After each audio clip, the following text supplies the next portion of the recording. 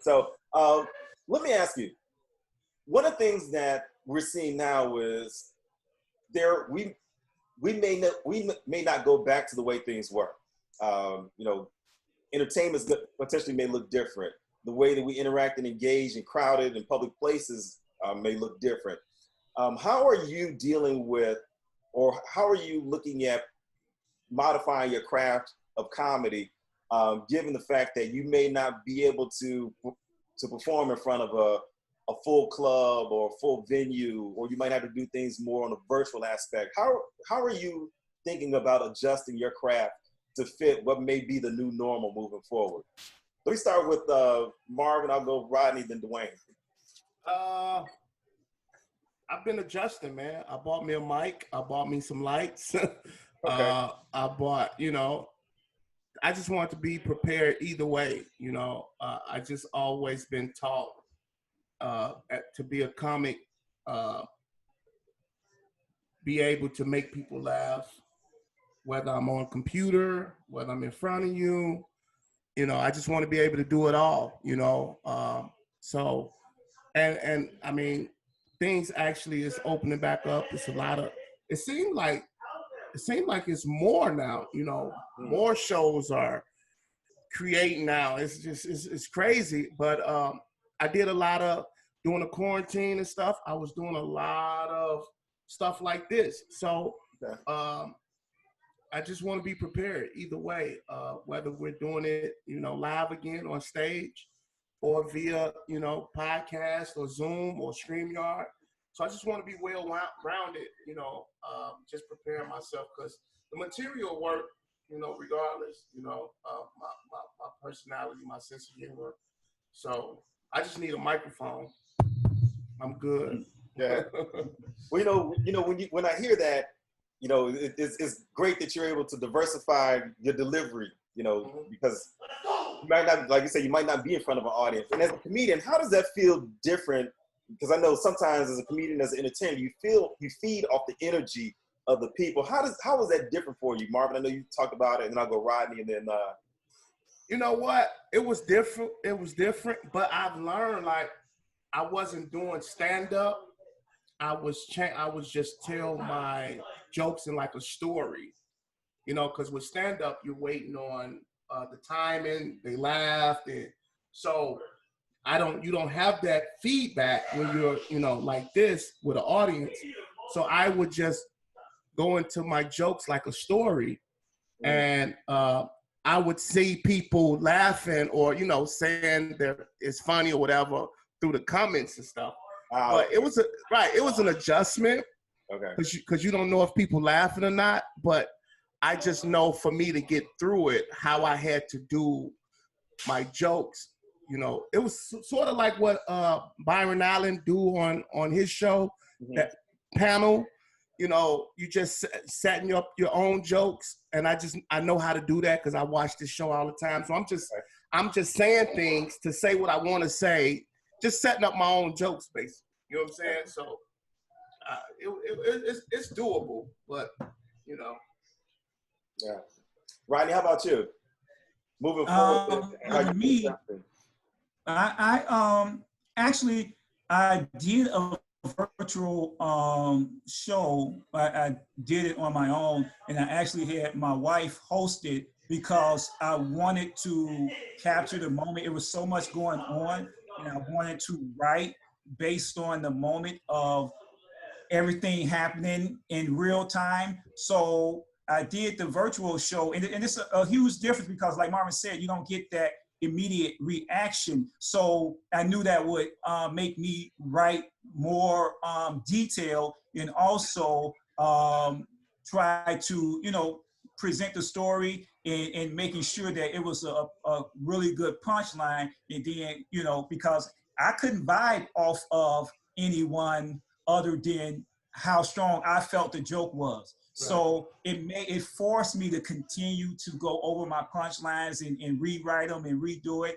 and put it out there, because once you put it out there in the virtual world, either you're funny or you're looking like a fool. So you want to make sure that stuff is, actually funny, entertaining. So I did that. So that helped. And I also wanted to write based on, like I said, what was going on now. I thought that would be a good writing experience just to capture the moment. So that was my experience. And I did a couple of more virtual shows after that. So it helped out. But, nothing beats, being in the crowd, being in the club. It's hard to gauge that energy in that moment unless I prefer to be in the room. And even if I like comics, I really can't give a real I don't know, my perspective on them until I'm in the room because it's so different. You can see, like, we watch comics on TV. You can see a comic on TV and you can see them killing, but it's so much being missed if you are not in that room while they're performing. So that's a big part of the game. True story. I used to think Mike Epps wasn't funny. I used to say this. I used to say it to people, right? But I saw him live in LA, and he had my stomach hurt, and that's just testimony to what Rodney's saying is you have to see people live, man. You have to be in that room, to give a real, real judgment on that comic, man. Because I swore by Bible, Mike Epps not funny. But man, I saw that brother live. He he messed my whole understanding up that night. I saw him live too, Marvin, in LA. And I mean, from beginning to end, I mean, just the crowd, it was crazy, man. The energy, and because he got up there, he had such a comfort level. It was like your cousin or your uncle up there on stage, and you didn't want to move or do nothing because you knew the chances that he could, get to you in that moment. So it was, yeah. That's a bad point. Yeah. Oh yeah. I can see that. Dwayne, how about you? And how you're moving forward? Well, like I'm doing more of these now, the online things, which I enjoy doing like this. I enjoy just talking, and just doing interviews and whatnot. I'm not a big fan right now of the Zoom, like trying to do stand up online. I just don't feel it.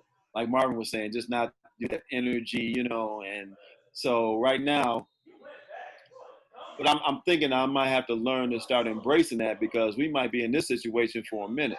Yeah. So, but I'm thinking about maybe, I don't know, I think about doing a podcast or doing, maybe doing a show, but we'll see. But again, writing and always thinking about writing. I mean, I even, before the pandemic, I'm always thinking about that.